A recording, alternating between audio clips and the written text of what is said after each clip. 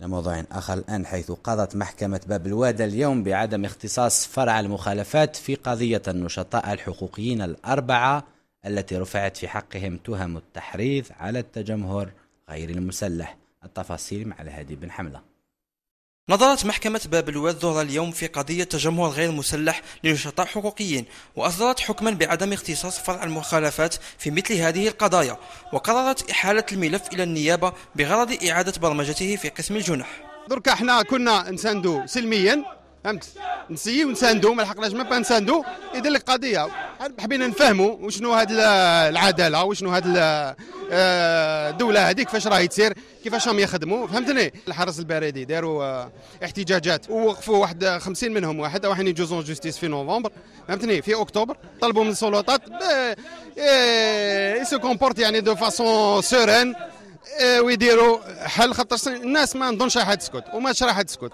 وشهد مدخل المحكمة تجمهر العديد من المنظمات الحقوقية والجمعيات المساندة لحق التجمهر والتعبير عن الرأي، في مقدمتهم جمعية بوابي العمارات.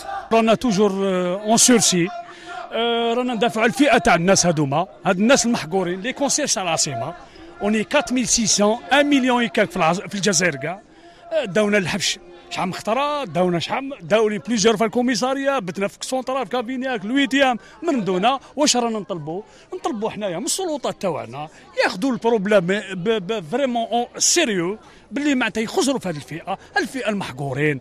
بعض العمال المفصولين من مؤسسة ناتكوم شاركوا في الاحتجاج وطالبوا بإعادتهم إلى مناصب عملهم.